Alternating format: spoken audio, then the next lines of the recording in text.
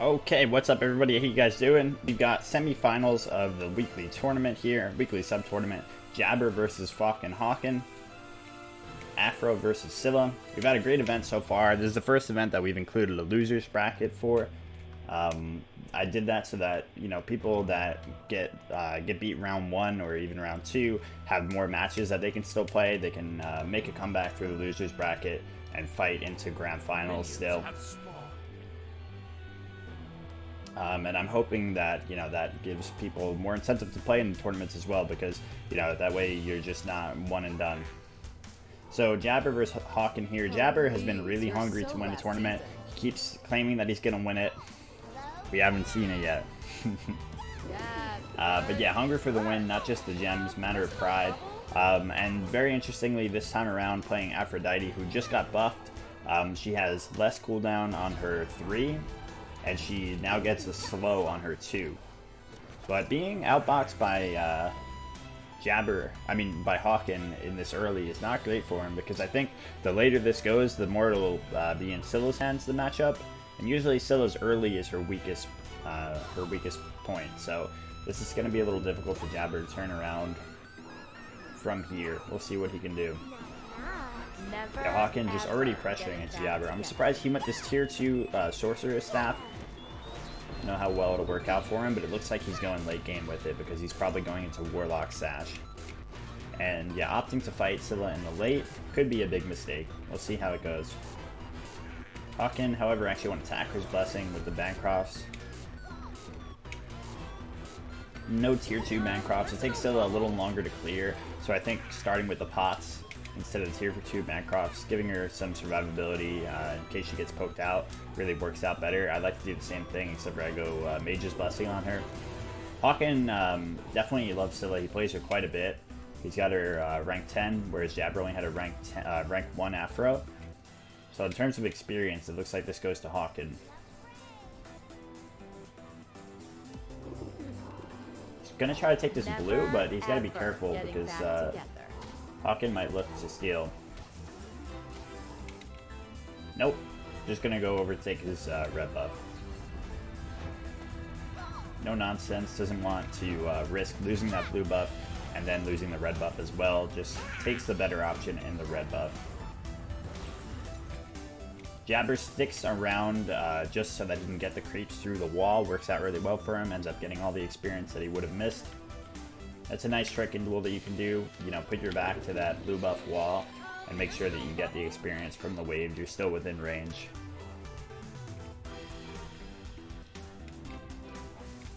Hawken goes and takes up his blue buff as well, so he definitely wins out the trade, getting 2 buffs over Jabber's 1. Like I said, Jabber really is committed to a late game strategy here with this Warlocks, though. Goes up to 100 stacks, and you know, that's no small, what was I gonna say? That's no small task in Duel, getting 100 stacks.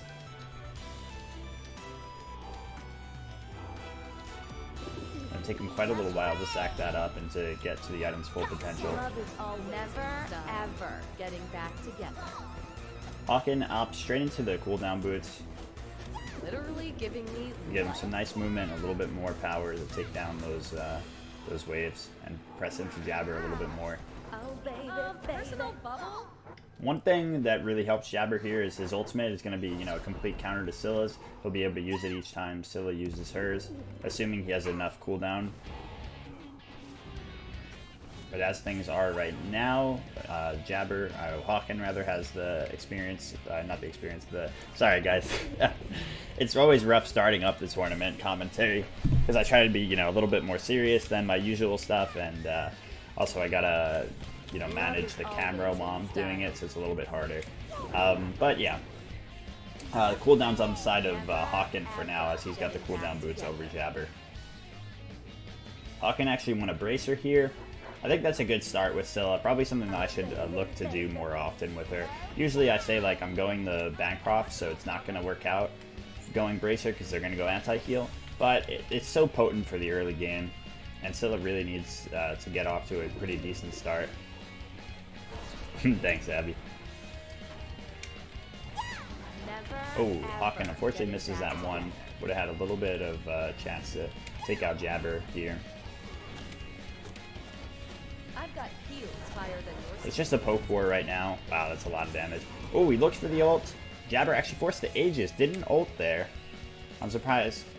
He had it up. Maybe he didn't have enough mana for it. How much does it take? 100, and yeah, he didn't have enough. So smart stuff by Hawken, forcing out that Aegis early on. But Jabber's got effectively 2 Aegises with his ultimate and and the active itself. So gonna definitely be hard for Jabber to ever actually, I'm sorry, Hawken. Damn, I'm messing up the name so much. For Hawken to ever land that ultimate. But he might not need it if he just keeps pushing her out with the 2 and the 1. Steady damage. Definitely could lead to a kill otherwise. Jabber forced to clear the wave here while Hawken gets another free red buff.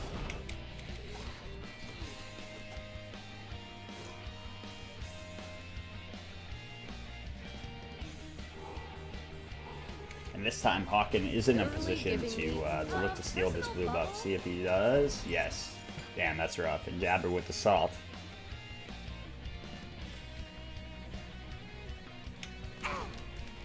That's the worst, getting your blue buff stolen over the wall like that. Such an awful feeling when you're already, just looking for the consolation prize in that blue buff. You had to give the opponent the red. Slow down. Jabber looks to steal Hawken's blue, but unfortunately too late to the buff. Doesn't have the secure potential that Scylla has either in her 2. Never ever getting back together.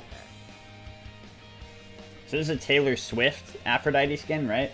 But it's like Lady Gaga-esque, right? It's Lady Gaga body, but then she has a Taylor Swift line. I guess she's just supposed to be like any pop star. I guess it's definitely based on Lady Gaga though, the outfit. I think they just wanted an excuse to, have Aphrodite like next to naked, but just high-res things.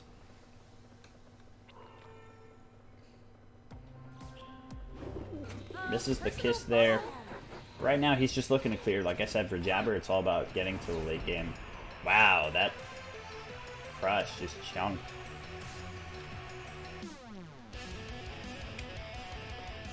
Hawken just dancing around this red buff, looking to try to get an engagement onto Jabber. If he pushes up too far here, he does. A lot of damage here. The healing from Jabber's not enough. Forced to use his ultimate here. Doesn't have access to his Aegis either, so if Hawken hits this, there you go. Strange position from Jabber there. Like we said, he's all about the late game here. He's super focused on getting there. And instead puts himself up at the tower line. At Scylla's tower line. Hawken looking cheeky here, looking to get some poke or possibly a kill onto Jabber. Nah, can't get the kill. Because he's got a tier 1 defense item plus the Warlock's giving him a lot of health. But he's so far ahead that, he's no worse for wear. Oh my god, so much damage. Jabber's got to be careful, but he really wants to find this. It would be great if he could find a kill here, but... Ooh, force the Aegis. That is good for Hawken again. Jabber looking for him, but nah, Hawken's going to get out safely.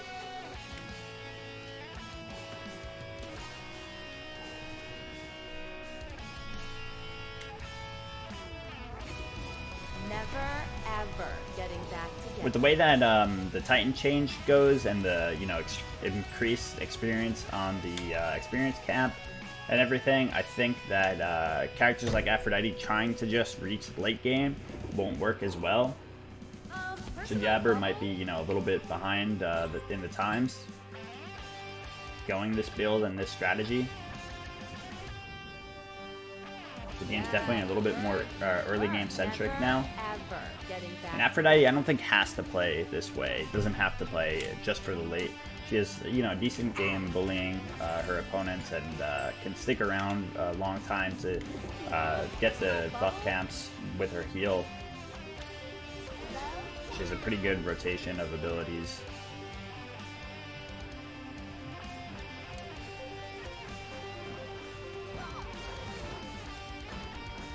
But it is what Jabber opted into here, nonetheless, so. Jabber goes Genji's cooldown boots. Already got, what, 20% cooldown so far? Yeah. Plus the Genji's passive. And Hawken does the same. Big difference here is that Bancroft's. Hawken having a full Bancroft's over Jabber right now. So much extra damage. Love is never, ever getting back together. We haven't seen those Aphrodite buffs really come into play too much here yet. Except for Jabber having more access to his 3, you know, giving him a little bit more survivability as well as a little bit more poke. Misses the kiss. Gets caught by the 1-2 combo. But see, look how far up he's putting himself here. Like, does he think he can take this fight at this point? It does not seem like it, you know? Hawken's just got all this room to play with. And so many options, so many potential engagements again for him. He does hit that 3 on Hawken from deep though. That was good. Oh wow, he's got a lot of damage, but the bracer comes out. Hawken actually misses his 2 and his 1. Good signs of life for Jabber. Oh, goes for the blink, just misses unfortunately. Hawken counter blinked real quick. Blink's such a good active on Scylla, who, you know, just has such a potent 2-1 ult combo. So you blink in, you can put the 2 down, then hit the 1 so that you'll get increased damage. Or, you know, reduced protections in that 2. So your 1 hits even harder. Oh, Jabber is really looking to go for this. No anti-heal yet from the Scylla, so Jabber's at a point now where, oh my god, where he's getting completely destroyed by these crushes, but he is healing up quite a bit. Oh wow, Hawken just going straight in for the ult, but Jabber with his own ult countered it. Oh, good Aegis from Jabber. So hard for Aphrodite to confirm her 3 without the kiss. But now that she's got the slow on the 2, we'll have a little bit of a better time. Such a close engagement for both players, but Jabber's running out of mana, and Hawken finds the 1 finally.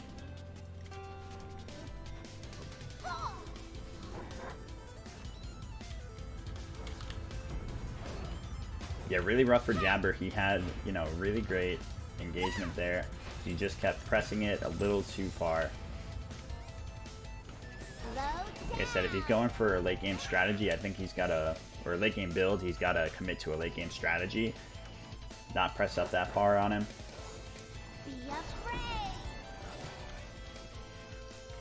So a really big lead right now for Hawken.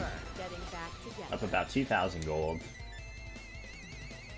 On such a potent god as Scylla, he's going to be hurting. Literally giving me Down about 2 levels as well. Hawken does pick up the Divine Ruin, get some anti-heal against Jabber now.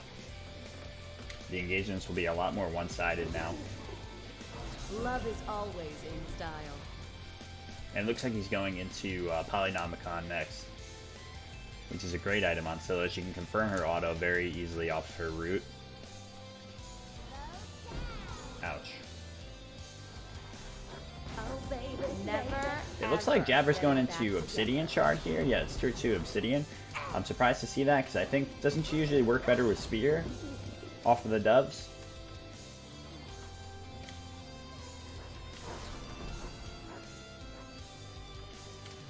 So for those of you that didn't know the rules of this tournament, I ended up banning out a lot of gods and just giving people 1 ban each. Hoping that you can't ban out all of your opponent's top gods, because what happened last time, people were just automatically banning out whoever they saw in the opponent's match history the most. And, you know, people like Funkbot weren't able to get their Zhang through. Still, he might not because there's 1 ban in this tournament, but hopefully, you know, you can get your pocket picks through. So yeah, only 1 ban each. So hopefully if you have more than 1 god, which you know, you should, you can't really get away with just playing 1 god in Duel. Ever getting back together. Big damage from Hawken. So yeah, I banned out pretty much all of the top gods. I did forget to ban Vulcan, which was a problem. I'm hoping more people are just banning him, using their 1 ban. So I feel like he's the only one that I had a little bit of an oversight on. Oh, nice blink from Jabber, just to be able to safely clear this wave. Oh, baby, baby. Oh, baby. So yeah, I guess you just got a bunch of different Pop Stars lines. A lot of damage here again. So hard for Aphrodite to confirm those dubs, even if she kisses his long range, it takes all that time for the dubs to travel to the opponent. So yeah, I did ban out, let's see, AMC, Baka, oh wait, big ult, Aegis, forced out. Yeah, so I banned out AMC on her, Baka, Kronos, Freya, Hebo, Hogi, Kali, Merlin, Pele, Poseidon, Set, Scotty, and Uller. I'm planning on making a tier list going into this next tournament, so going to next week's tournament, so that it'll be a much easier and cleaner. You won't have to look at this list and, you know, ban accordingly. You can just, or, you know, pick accordingly. You can just go by what's SS tier and what's S tier if that's how I decide to make the next tournament. So that'll be a lot cleaner for everybody participating and viewing. This one I tried to make do with what we had and just ban out the gods myself. Never, ever getting back together.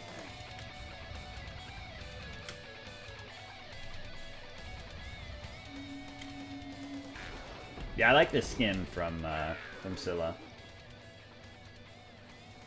It's a little too dark for my taste. It reminds me of like that movie Coraline, which freaked me out so much. I was way too old to get super freaked out by Coraline, but I was really freaked out. It was an event, you know. I'm so easily scared by anything. I can't watch horror movies or anything, especially with my panic disorder. Very easy to trigger panic from stuff like that. So Coraline's not for me. No. Jabber finally doing a little bit of damage here. Quite a little bit, honestly. Usually you don't want Scylla to get to late game, so that's like why I said I was so worried about, like, that might be it, actually, yeah. So that's why I was saying I was worried about the general direction of Jabber's build and strategy. And Hawken able to clean it up there with just persistent pushes. God damn it, I lost it.